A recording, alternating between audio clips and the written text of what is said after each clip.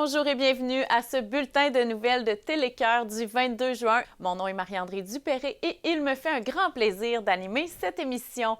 Pour débuter, voici un reportage qui a été tourné au marché Godefroy pour annoncer que la saison des marchés publics est lancée au Québec. À l'occasion d'une conférence de presse, on procédait au lancement du Marché Godefroy! Le lancement de la saison, en fait, pour l'ensemble des marchés au Québec avec l'Association des marchés publics du Québec. Vous avez réussi à rassembler beaucoup de monde, ça doit être une fierté? Tout à fait. En fait, bon an, mal an, c'est toujours plus difficile, en fait, d'attirer des gens à ce type d'événement-là. Mais aujourd'hui, on a une très belle foule qui a choisi d'être avec nous, donc on est content de ça. Qui était réuni ici aujourd'hui? En fait, des directeurs généraux de d'autres marchés. On avait des gens politiques, on avait des gens, des marchands. Donc, c'était un peu ce qui composait la foule. Explique-nous ta fierté d'être ici aujourd'hui au marché Godefroy. Bien, je suis très content parce que je viens à toutes les inaugurations. Je viens souvent comme client au marché Godefroy. J'étais là quand on l'a mis sur pied. Puis là, c'est la première fois comme ministre et on a profité pour faire des annonces, mais c'est que tout le Québec aujourd'hui était ici pour assister à cette inauguration-là. Fait que j'étais très fier comme député, mais comme citoyen de Nicolet-Bécancour, qui avons collaboré à mettre ce marché-là, qui devient une espèce de fierté régionale. Fait que j'étais très content. On a profité également de l'occasion pour faire une annonce. Quelle est-elle? Bien, c'est une annonce de 2 millions de dollars. On appelle ça une initiative de proximité. On a toute une stratégie pour faire en sorte de rapprocher le consommateur de la production agricole. Donc, c'est une initiative qui fait en sorte que ce soit des individus, que ce soit des municipalités ou un marché public, on les soutient dans leur stratégie de faire connaître leurs produits. Ça peut être par un site web, un site de transaction. Donc, c'est donner des moyens à des personnes, des organismes de travailler pour essayer de se rendre un peu plus attractif, de se faire un peu plus connaître. Donc, c'est une initiative qui existait, qui était terminée. Donc, aujourd'hui, j'annonce qu'on le prolonge d'une nouvelle année et la réaction des gens était très positive. Quelle est l'importance pour l'UPA d'être ici à un rassemblement comme ça au marché Godefroy? Le marché Godefroy, puis c'est le lancement des marchés publics au niveau du Québec, puis c'est vraiment un acteur essentiel par rapport qu'on parle d'autonomie alimentaire ou de sécurité alimentaire. Mais les premiers gestes qui sont faits, bien souvent, c'est les producteurs qui vendent directement aux consommateurs. Et les gens qui vendent, nos producteurs productrices qui vendent, bien, ne font pas juste vendre un produit. Ils vendent aussi une histoire, ils vendent aussi la réalité qu'ils ont.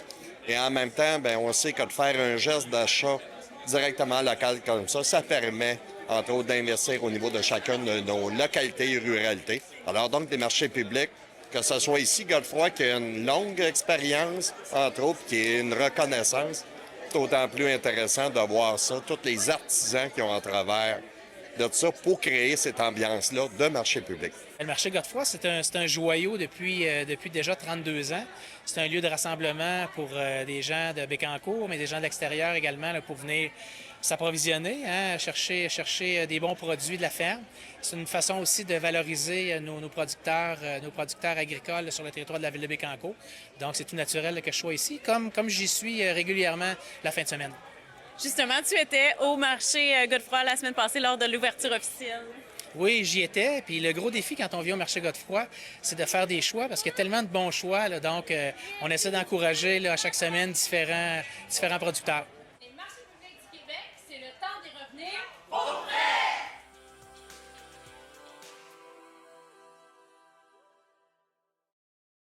On parle maintenant d'économie sociale et circulaire et un premier rassemblement avait lieu au Centre des arts populaires de Nicolet.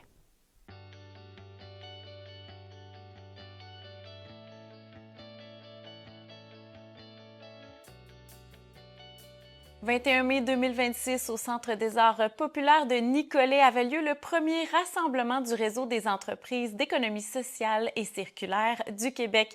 Voici Marie-France Bellemare pour nous en parler. Aujourd'hui, c'est notre premier rassemblement des entreprises, des membres de ce réseau. Donc, on est très excités. Le réseau existe depuis officiellement 1 an, mais aujourd'hui, on a la preuve que cette mobilisation-là des entreprises qui, à la fois, ont une expertise en économie circulaire pour mieux gérer nos ressources, mais qui sont aussi des entreprises collectives, ont répondu à l'appel et ont souhaité faire partie de ce réseau qui permet de mieux les représenter, mieux mettre en valeur la proposition qu'elles font à la société et qui va aussi pouvoir les soutenir dans leur développement. Afin de mieux comprendre le but d'un tel rassemblement, elle nous explique ça consiste en quoi l'économie sociale et circulaire. L'économie sociale au Québec, on la connaît bien, on est des champions, même reconnus à travers le monde au niveau de l'économie sociale. Donc, ce sont les entreprises collectives qui ont pour raison d'être de distribuer, créer des biens, des services, mais vraiment orientés vers le bien commun, vers les besoins, les aspirations des citoyens, des entreprises du Québec. Donc, on parle d'organismes à but non lucratif qui ont des activités marchandes et les coopératives. Mais parmi ces entreprises d'économie sociale-là, il y en a plusieurs au Québec qui ont une expertise en économie circulaire. Donc, qui soit préviennent le gaspillage de ressources, qui trouvent des façons pour qu'on consomme mieux au Québec, pour qu'on évite le gaspillage, pour qu'on évite de créer des déchets. On est des champions, malheureusement, là, à travers le monde, au Québec, pour la production de déchets par habitant. Et ces entreprises-là, bien, elles sont dans le portrait, si on veut, depuis des dizaines d'années, souvent bien avant même que le concept d'économie circulaire soit populaire et soit un peu sur toutes les tribunes. Donc, ces entreprises-là ont vraiment une expertise extrêmement solide, sont bien ancrées aussi dans leur communauté, sont bien connues, sont reconnues. Et c'est pour ça, c'est pour elles qu'on existe. Le rassemblement était axé sur 3 souhaits que voici. Donc, on veut inspirer ces acteurs-là qui sont déjà dans le domaine, qui ont déjà cette expertise-là, mais qui peuvent souvent tirer des bonnes idées de ce que d'autres entreprises font dans d'autres communautés. On est là aussi pour mobiliser, pour faire ressortir un peu des enjeux, des messages communs. On s'en va vers des élections au Québec éventuellement, donc on souhaite que ce message-là sur les besoins de ces entreprises-là soit mis au jour aussi. Et il y a tout ce réseautage-là qu'on souhaite aussi créer parce qu'un réseau, c'est ça aussi. C'est vraiment de tisser des liens avec des gens avec lesquels on peut développer des relations d'affaires, avec lesquels on peut partager des bons trucs, des outils. Donc, c'est un peu tout ça qu'on va faire aujourd'hui.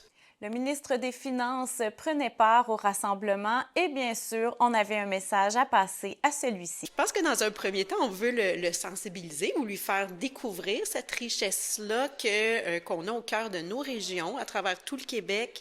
Donc, des entreprises qui sont bien implantées, qui innovent à tous les jours pour justement qu'on gère mieux nos ressources et qui le font en mode collectif, donc avec un souhait de pérennité puis de retombées même sociales pour les communautés. Donc, on veut lui permettre de faire des belles découvertes, lui permettre de prendre conscience de cette force-là qui existe dans les territoires pour qu'il en soit un ambassadeur avec nous et qu'il l'ait en tête dans ses réflexions au niveau du développement régional notamment.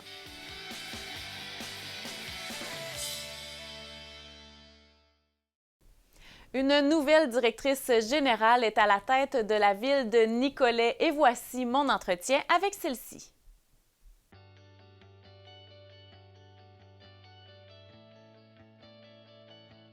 Ça bouge à la ville de Nicolet et ce, dans tous les sens du terme. Et pour en parler, je rencontre la nouvelle directrice générale de la ville. J'ai fait un bac en urbanisme, c'est une maîtrise en gestion de projet d'aménagement.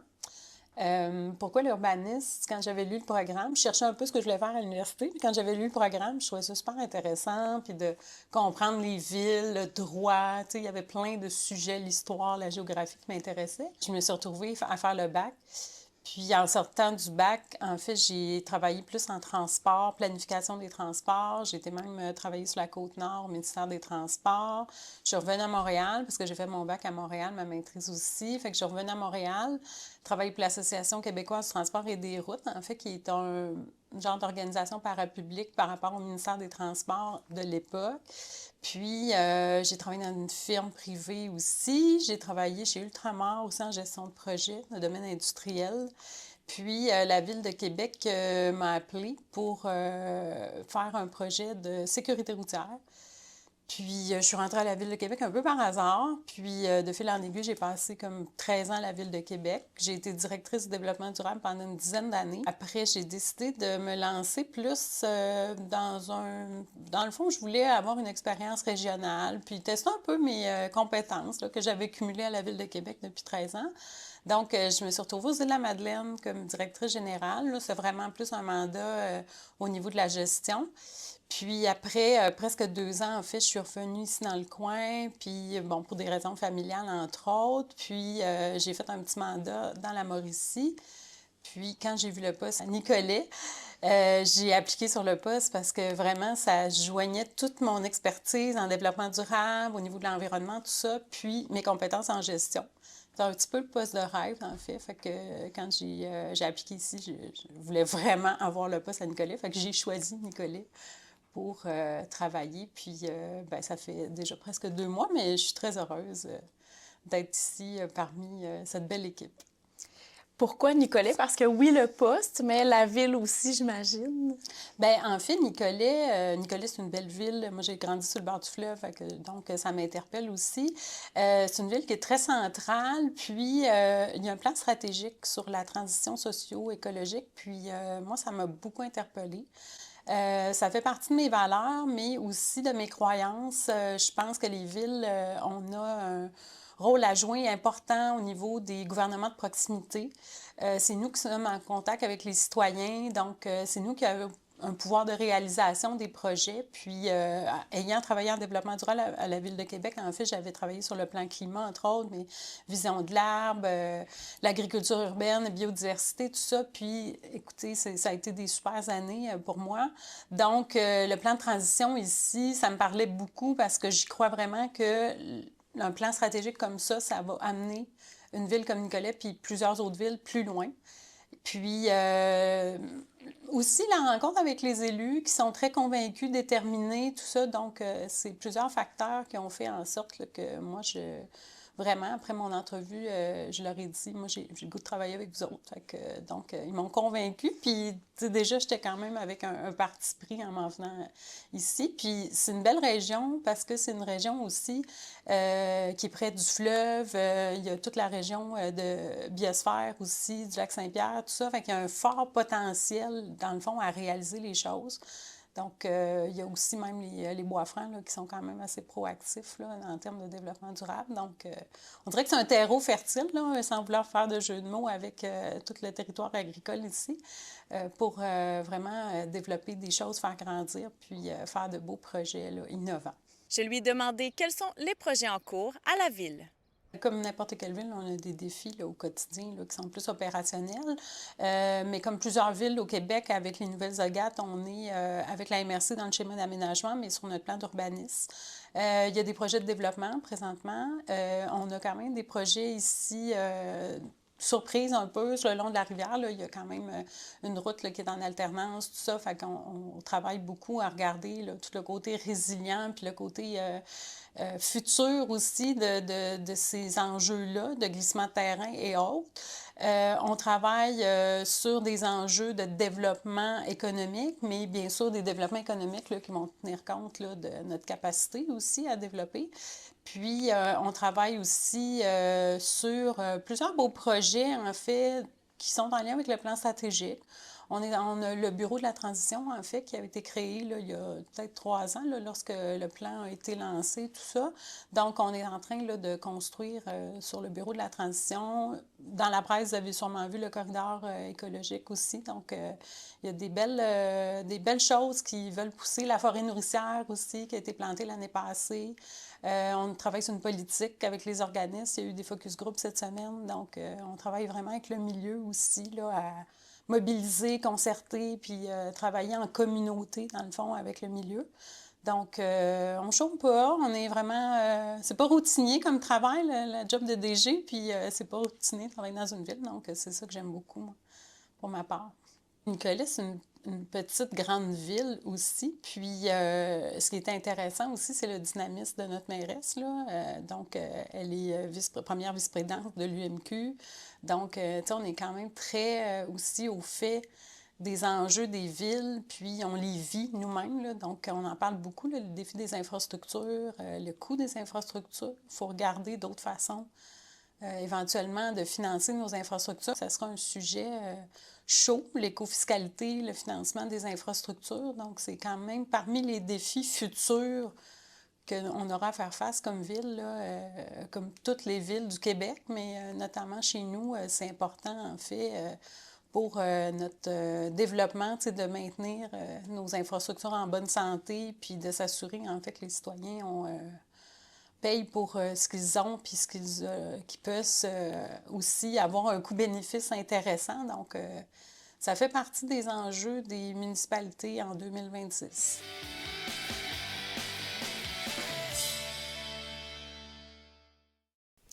« 50 ans de solidarité, la FADOC de Sainte-Françoise célèbre son jubilé en 2026. Voici mon entretien avec la présidente.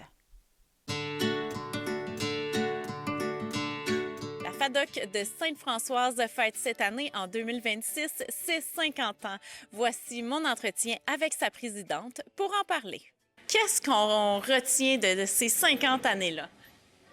Le profit qu'on peut en tirer, c'est la richesse des relations qu'on a créées, l'amitié, la cohabitation des gens, parce que notre souci premier est de briser l'isolement, de créer des activités qui vont rassembler tout le monde.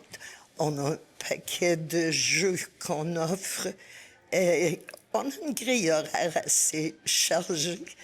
En saison, on offre des activités 4 jours semaine qui vont de vie active à des cours de danse en ligne. La marche, on a un beau sentier de marche de 3 kilomètres. Alors, puis quand ils reviennent de la marche, la FADOC les reçoit avec une collation, muffin ou café. Et le mercredi, il y a tai chi et méditation. En après-midi, on a un club de Scrabble. Le jeudi, on n'a rien. Et le vendredi, on a un club de bridge. Alors, il y a des activités 4 jours semaine. Tout est gratuit. On a innové l'an passé. On a commencé une soirée cinéma une fois par mois. Alors, le visionnement est gratuit. Et le popcorn, la liqueur, tout ce qui se prend dans une soirée cinéma. Comme vous l'avez mentionné, c'est notre 50e. Alors, là, les activités pullulent. Et on a des musiciens bénévoles qui ont organisé des après-midi musicaux 2 fois par mois. Une en collaboration avec le Centre d'action bénévole lors du dîner communautaire et une autre le 3e mardi du mois. En tant que présidente, avez-vous vu au fil des années la FADOC évoluer? Beaucoup. Au début, c'était pensé toujours dans le but de briser l'isolement, de créer des rapprochements, des relations plus chaleureuses. Et j'ai toujours dit que la FADOC n'était pas là pour faire de l'argent. Alors, si ça peut intéresser les gens, si c'est pour ça qu'on offre autant de choses. Puis, à l'occasion, ben, on fait des petits voyages. On est allé voir Évangeline en mars dernier. C'est le genre de rencontres qu'on suscite et qui font que des gens de l'extérieur se joignent à nous et disent gardez notre numéro de téléphone quand vous organisez autre chose, rappelez-nous. Donc, c'est ouvert à plus que Sainte-Françoise. J'ai toujours dit que ma carte FADOC était universelle et je n'ai pas de frontières. Alors, c'est mon deuxième mandat à la tête de la FADOC. Une vie sans FADOC, pour vous, ça ressemblerait à quoi? Une question à 100 piastres. Je vais vous répondre par un seul mot. Ce serait plate. Ce serait ennuyant parce que tout est prétexte à rencontre. Autant les jeux de société, là, la pétanque va recommencer. On a 7 allées de pétanque. Et vous avez des paroisses environnantes qui offrent aussi la pétanque, mais qui viennent ici. Le 1er octobre, c'est la journée internationale des aînés, journée qui a été proclamée par l'ONU en 90. Alors, le 1er octobre 91 a été la première journée que ça a été célébré. Et c'est très populaire. C'est une journée mondiale. Parlez-moi maintenant des prochaines activités qui vont avoir lieu. On a une journée interclub le 17 juin. En septembre, on reçoit une chorale qui vient des rencontres d'Hydro-Québec. En octobre, le 4, le gala musical. Le 24, un souper théâtre. En novembre, on a un gros spectacle qui inclut André Lejeune, qui n'a de jeune que le nom, puisqu'il est rendu à 90 ans. Puis il va y avoir un souper après ça, parce que le spectacle a lieu en après-midi. Et ça, c'est le 15 novembre. Et finalement, on clôture ça le 6 décembre par une soirée dansante et un souper traditionnel du temps des fêtes. Toute la programmation, pour ceux qui voudraient la retrouver, on peut la trouver à quel endroit? Toutes nos activités sont promues sur la page Facebook du Club FADOC Sainte-Françoise. Et vous m'avez permis de parler de quelque chose qui me tient vraiment à cœur. Ça nous fait plaisir. Merci beaucoup d'avoir pris le temps.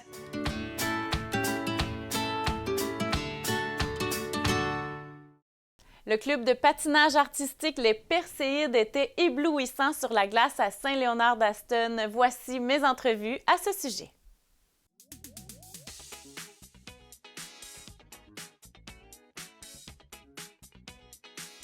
Dans le cadre d'un spectacle de fin d'année de patinage artistique, je me trouve au centre Richard Lebeau de Saint-Léonard-d'Aston. Voici mes entrevues à ce sujet.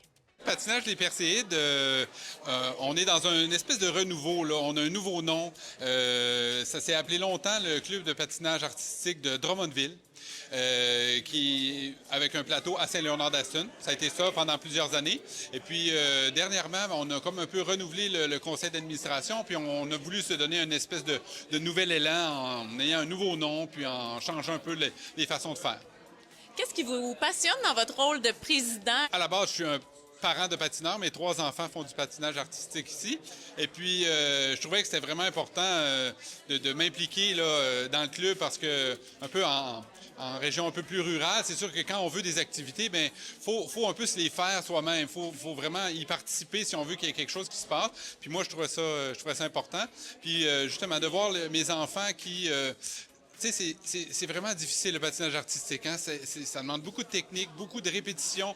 C'est vraiment un bel exemple, je trouve, de persévérance. Fait que pour moi, ça venait vraiment me rejoindre. Puis je trouvais ça important de le faire là, pour la communauté. Là. Au courant de l'année, quels sont les projets? Quelle est la mission du club? Bien, nous, on essaie de garder notre club avec une mission assez récréative. C'est sûr qu'il y a des clubs qui sont vraiment plus compétitifs, puis ils vont avoir beaucoup de compétitions auxquelles les patineurs vont participer pendant l'année.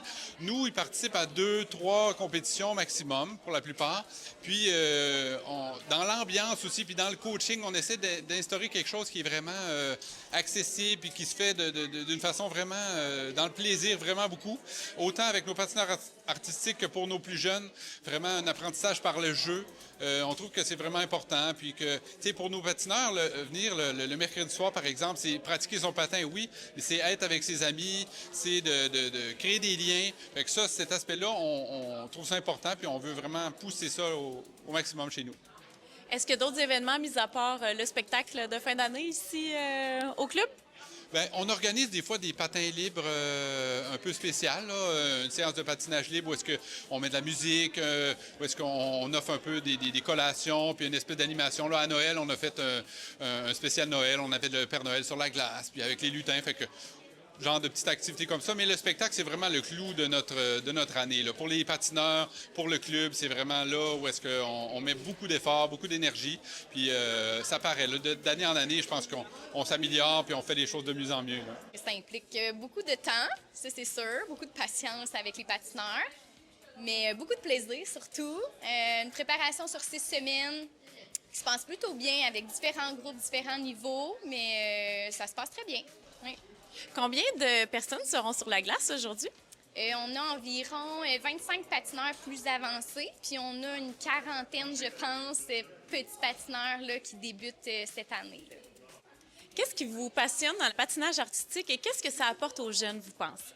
Mon Dieu, je suis dans le patin depuis que j'ai 8 ans, donc c'est sûr que c'est quelque chose qui vient me rejoindre. La persévérance aussi, l'enseignement, le côté enseignement que j'aime beaucoup. Puis ici, je pense que je leur apporte ça aussi, là, un petit peu de passion, un petit peu de... C'est ça, le côté persévérance, là. Est-ce qu'on peut s'attendre à quelque chose de particulier de ce spectacle-là aujourd'hui? Est-ce qu'il y a un thème? Oui, notre thème, c'est la musique au fil du temps. Donc, on va passer de très vieilles chansons à des chansons récentes. On va passer par du disco, on va avoir des valses, on va avoir du Michael Jackson, on va avoir un peu de tout. Là. Alors, Agnès, premièrement, explique-nous ta passion pour le patinage, ça vient d'où?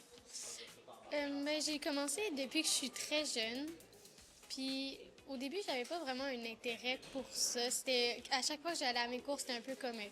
il faut que j'y aille encore. Mais là, depuis comme 1 an, j'ai vraiment envie d'y aller à chaque fois. Puis je m'améliore aussi de fois en fois. Donc, ça me donne envie de continuer.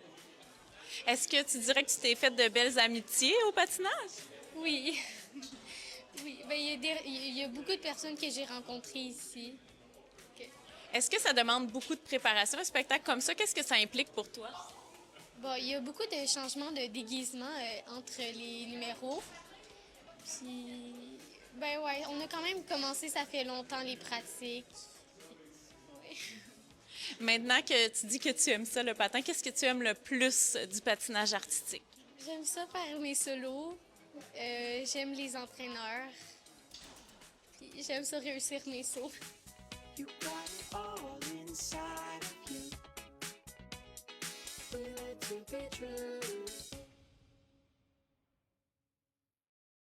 Claudie Geoffroy a rencontré Valérie Marcotte de VM Esthétique pour parler de son entreprise. Je suis allée à la rencontre de Valérie Marcotte qui a décidé de se lancer en affaires et d'ouvrir son propre salon d'esthétique à Bécancour. Mon nom est Claudie Geoffroy et je vous emmène la rencontrer avec moi. J'ai travaillé pendant 5 ans à l'école secondaire de la découverte à Saint-Léonard. J'étais technicienne en administration. Puis pendant ces 5 années-là, j'ai acquis beaucoup d'expérience au niveau de l'administration, bien évidemment. Puis à un moment donné, je me suis juste rendu compte que le travail routinier, c'était peut-être pas fait nécessairement pour moi. Puis j'avais toujours en tête l'esthétique qui me revenait souvent. Puis là, je me suis dit, pourquoi pas me lancer à mon compte puis faire le saut dans le vide. Puis me voici aujourd'hui avec mon salon d'esthétique, puis j'en suis très, très fière. Puis l'esthétique, c'est ça, ça a toujours eu une place dans ta vie, je pense. Oh oui, oui, oui, ça a toujours été. En fait, j'ai toujours été une petite coquette là, qui aimait ça prendre soin de moi et tout ça. Puis je me rappelle là, qu'en étant secondaire 5, on a tout le temps des visites à faire, soit dans les cégeps, dans les centres de formation professionnelle. Ben moi, j'avais fait mes visites en esthétique, justement, à Drummondville et à Trois-Rivières, si je me souviens bien. Fait que oui, ça fait quand même assez longtemps que c'est dans ma tête. Et qu'est-ce qui a fait en sorte, qu'est-ce qui a été le catalyseur qui a dit, OK, là, je me lance en tant qu'entrepreneur, j'ouvre mon salon? Écoute, c'est que je voyais que l'esthétique grandissait beaucoup. Puis, il y a aussi le fait, comme je disais tantôt, c'est que je trouvais que c'était un travail routinier à l'école. Je suis pas quelqu'un de très routinière dans la vie. J'aime ça me lever le matin puis pas nécessairement savoir ce que ma journée me réserve. J'aime beaucoup, je dirais, l'adrénaline, mettons. Fait que dans le sens que cette job-là, ben c'est jamais pareil d'une journée à l'autre. Puis à un moment donné, ben je travaillais à l'école, puis là, je me suis dit, ouais, j'ai-tu envie de faire ça pour le restant de mes jours, tu sais? Et je me disais, j'ai envie de me lever le matin puis d'avoir envie d'aller travailler à mon emploi. Puis là, je trouvais que l'école m'apportait plus ça. Fait que c'est pour ça que j'ai fait le saut dans le vide, mais sérieux, je regrette pas du tout, là. Et là, ton salon qui va bientôt célébrer son premier anniversaire, peux-tu me parler un petit peu du nom de ton salon, des services que tu offres? Ben oui, mais mon nom, c'est vraiment pas compliqué. C'est VM Esthétique pour Valérie Marcotte Esthétique. Les soins que j'offre ici, j'ai de l'épilation à la cire. Je fais aussi de l'électrolyse, qui est une épilation définitive à 100%. Puis ça, c'est merveilleux quand on a 3-4 poils qui nous fatiguent à quelque part.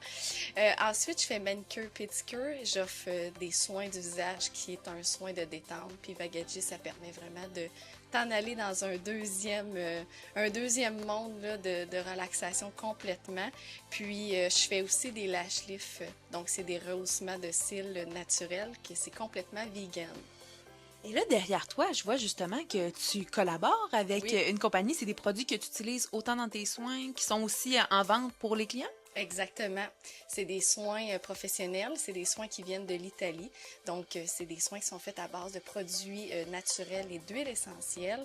Je l'utilise en cabine, donc c'est-à-dire pour faire des soins du visage. Puis quand on combine les soins en salon avec une routine qui est adaptée au type de peau à la maison, on obtient des résultats là, fascinants.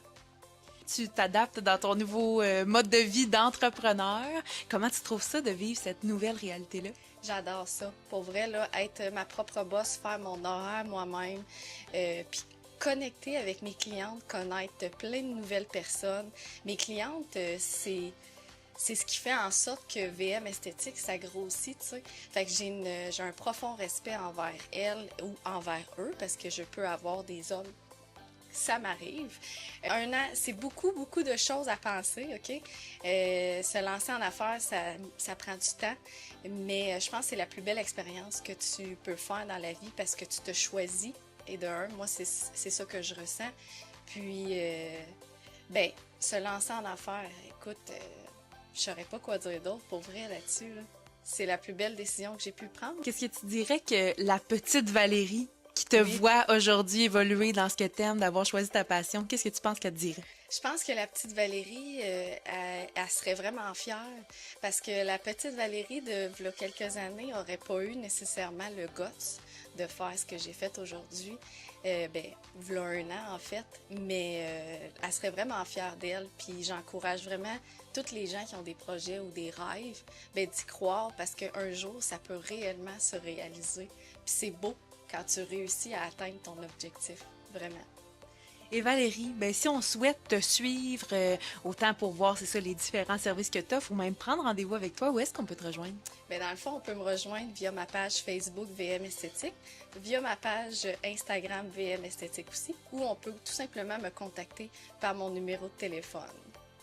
Eh bien, Valérie, je te remercie beaucoup et on souhaite une longue vie à VM Esthétique. Oh, merci, c'est super gentil. On parle maintenant du carnaval de Gentilly avec Lynn Richard dans le cadre de la vie à Bécancour. 28 octobre 2025. La ville de Bécancour est fière de mettre en lumière le Carnaval de Gentilly. Marie-André Hardy et Stéphane Beaulieu qui tiendront les rênes de notre Carnaval de Gentilly cette année. Écoutez, comment on va faire pour faire briller la culture au cœur de notre communauté bécancourroise? Sous le thème amical et familial. On a une belle programmation pour faire briller le Carnaval cette année. On commence avec la première activité qui est le samedi 15 novembre. On commence ça en camping. C'est la soirée qui va être la présentation de nos duchesses et intendants ainsi que le couronnement. Le vendredi 21 novembre, c'est la soirée des ados. Back to the 90. C'est une soirée pour les jeunes de 11 à 17 ans. Ensuite, on a la soirée poutine et karaoké. La poutine se tient à Salle-Yvon-Guimont, puis le karaoké, c'est au bistrot côté sud.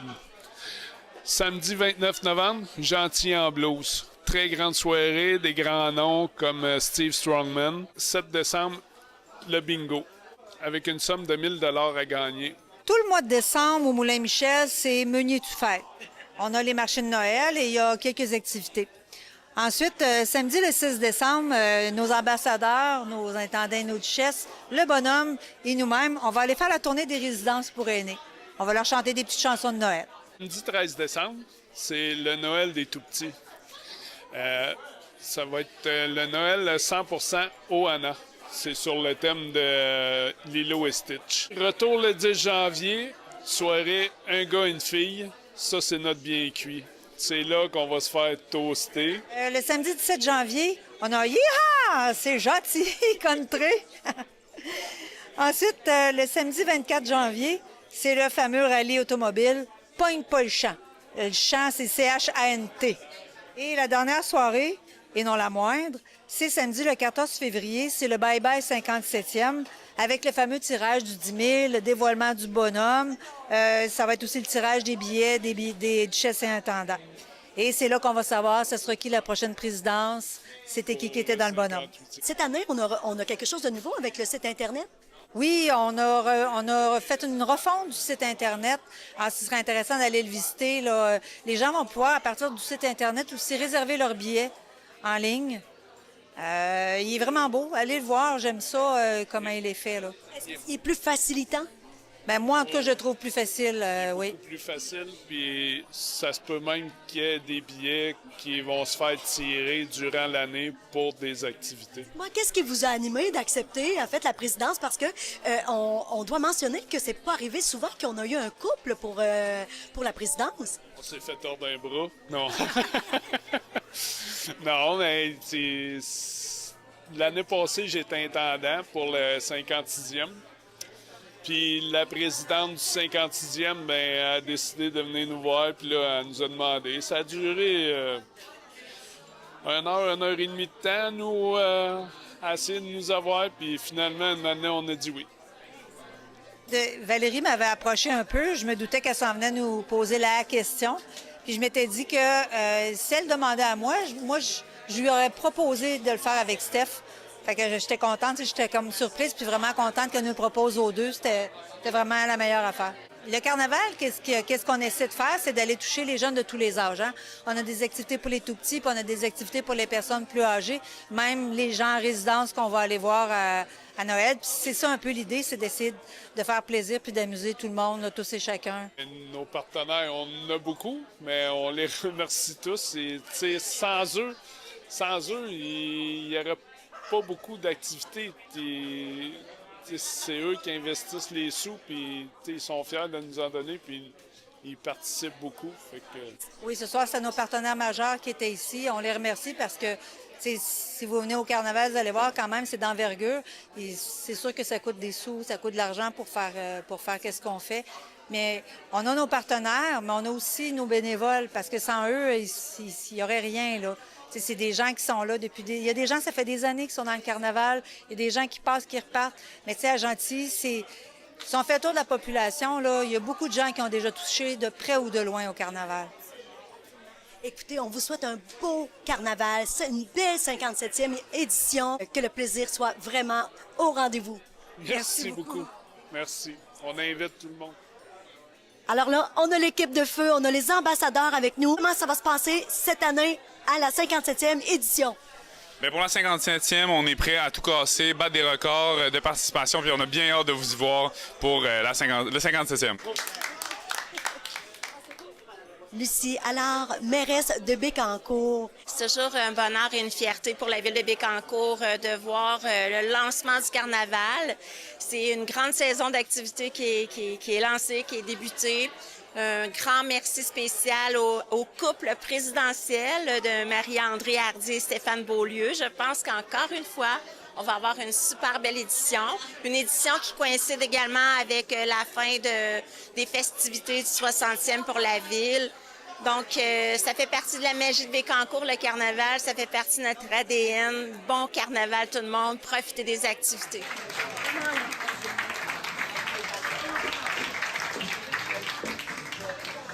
Et c'était Lynn Richard pour Télécœur.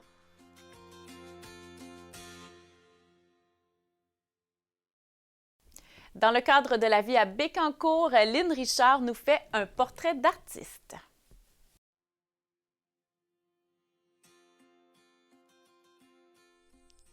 À travers ce reportage, la ville de Bécancour est fière de mettre en lumière Paige Kramer Rochefort. Je vous présente à l'instant cet artiste qui fait rayonner la culture au cœur de notre communauté bécancouroise. J'ai toujours été artiste depuis l'enfance. Mais le côté des arts traditionnels, quand j'ai vraiment pogné la piqûre pour ça, j'ai fait des études en 2000 en animation 3D pour le jeu vidéo et le cinéma. Puis un jour, je travaillais sur un... Je me souviens plus quel projet, mais j'ai eu à sculpter quelque chose en argile. Puis c'est à ce moment-là que j'ai vraiment ressenti quelque chose de vraiment profond. Quand j'ai rentré en contact avec la matière. C'est la carrière artistique que j'ai eue, digitale, si on peut dire, à l'ordinateur, à l'écran, aux jeux vidéo. C'est le fun. C'est vraiment le fun de voir le produit final. On est toute une équipe et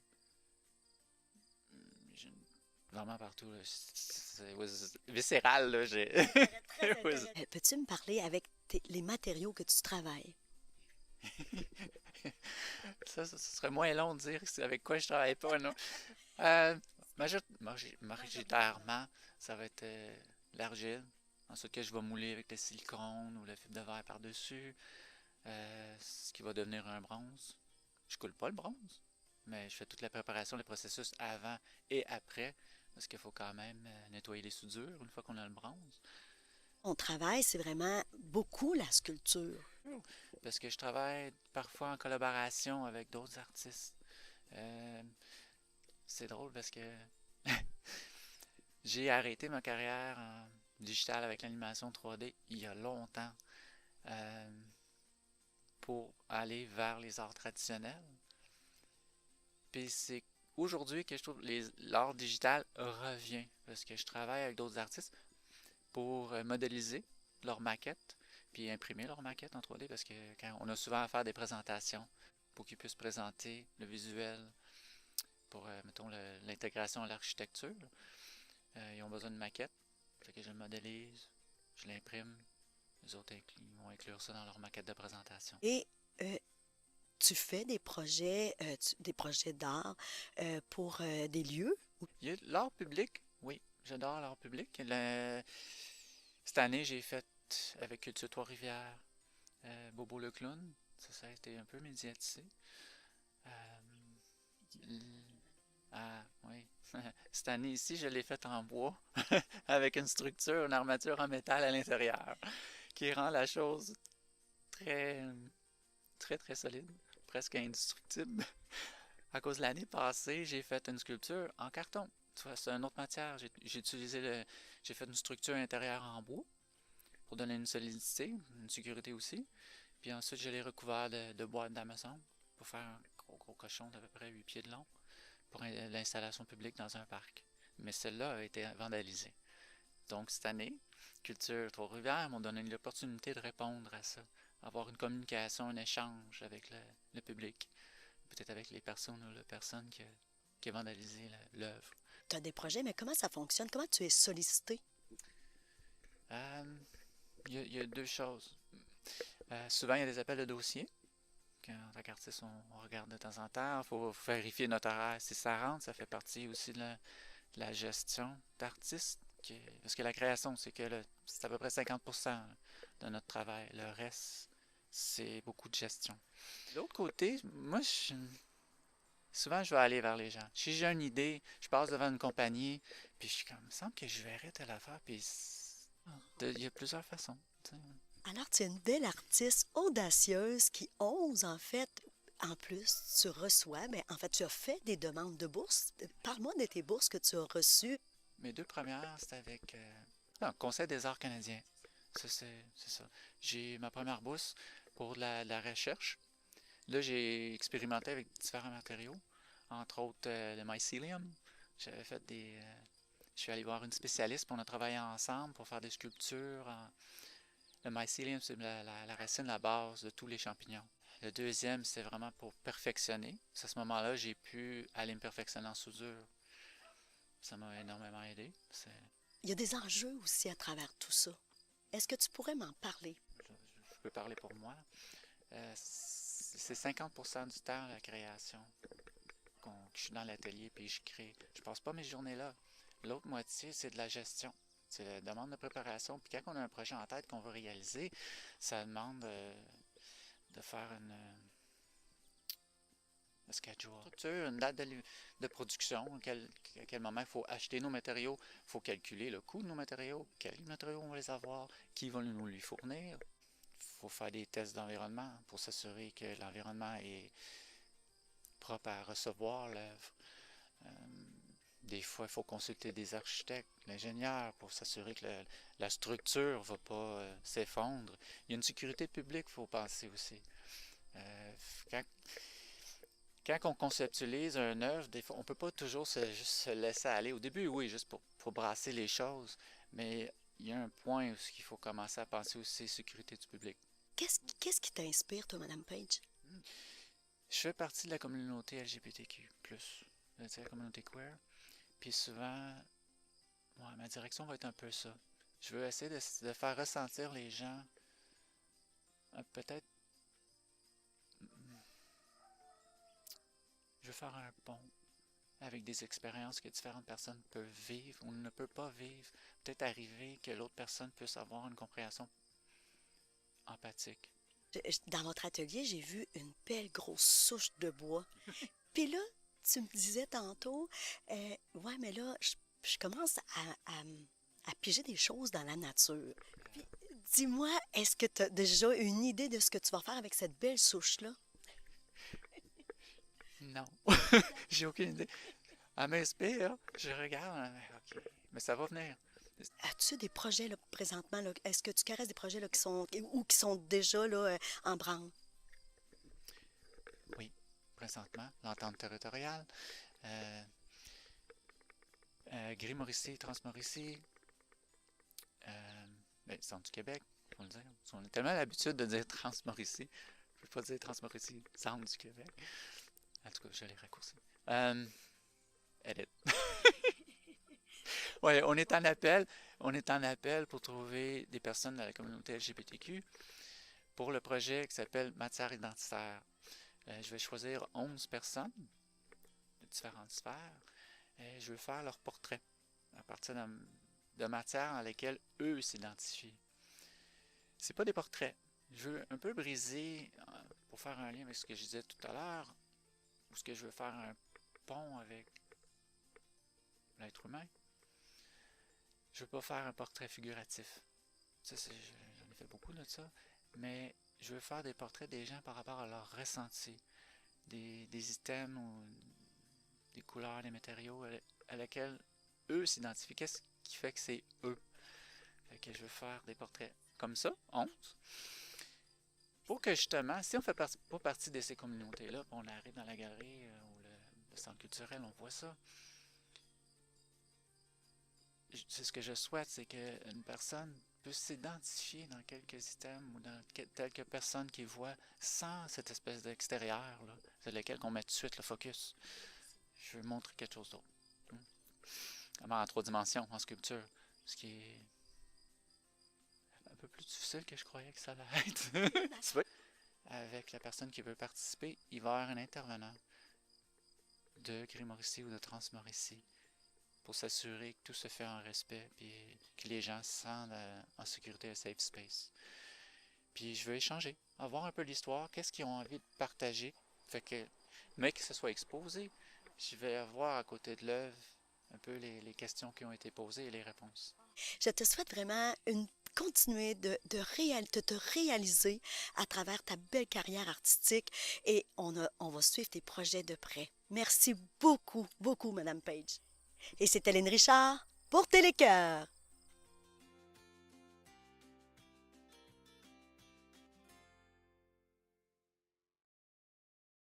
Et voici maintenant un Lavis à Bécancour sur Meunier-Tuffaite.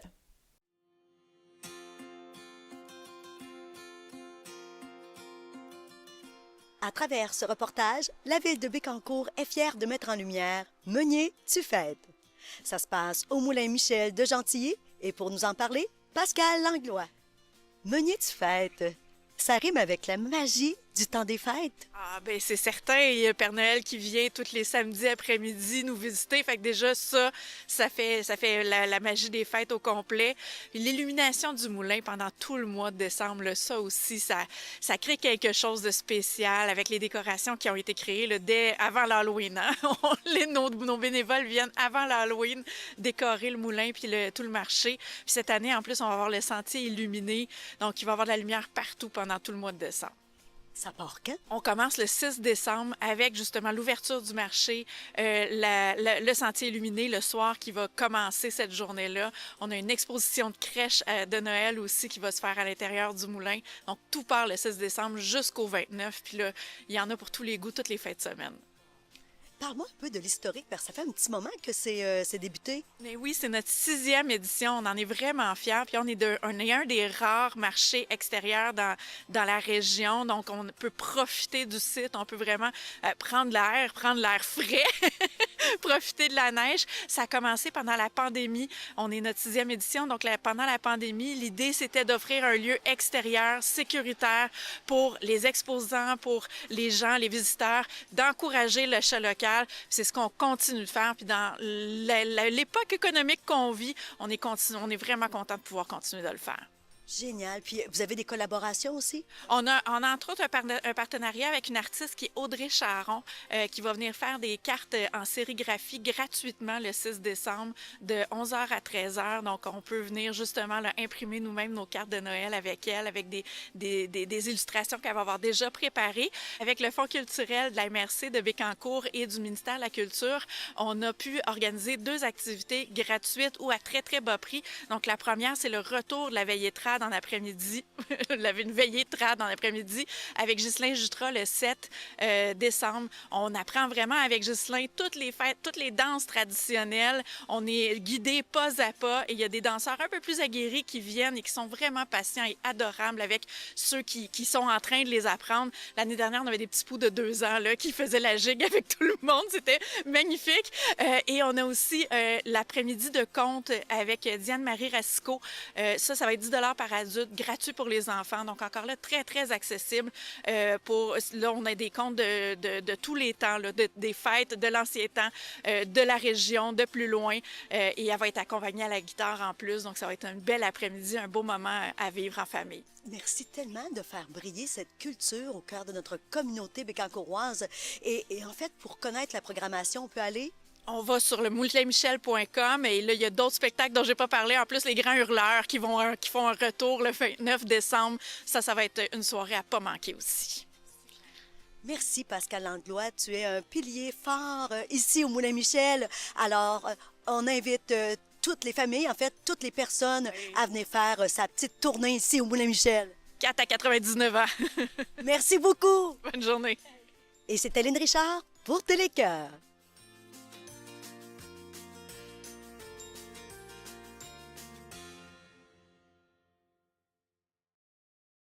Merci d'avoir été des nôtres. En attendant la prochaine semaine, vous pouvez aller visionner toutes nos émissions sur notre Facebook, Vimeo, YouTube, Instagram, TikTok. Allez nous suivre sur les réseaux sociaux pour revoir ou découvrir de nouvelles émissions.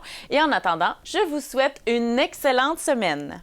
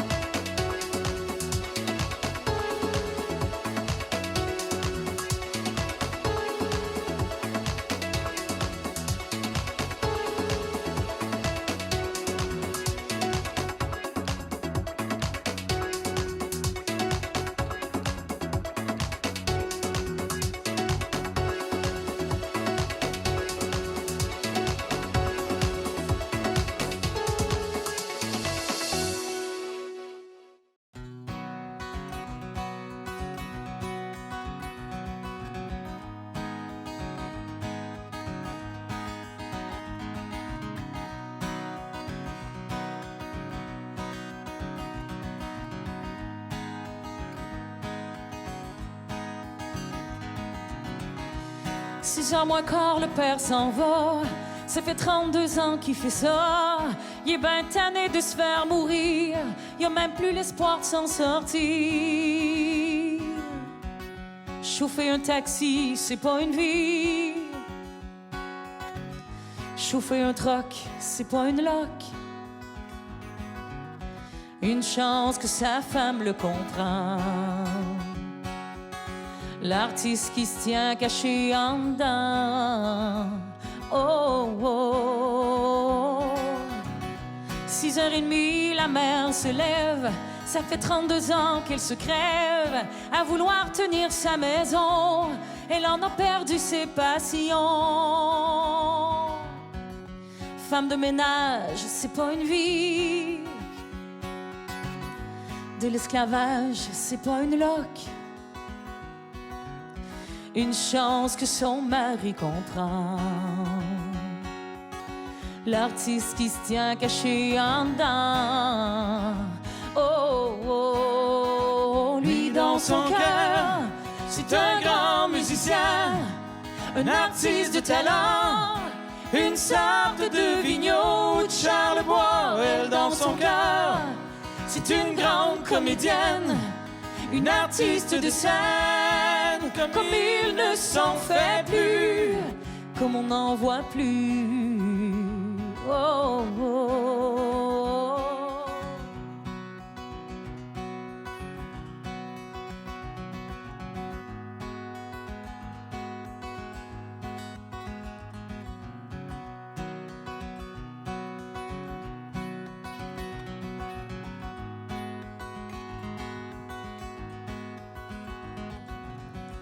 « 6h30, la mère soupire, elle demande...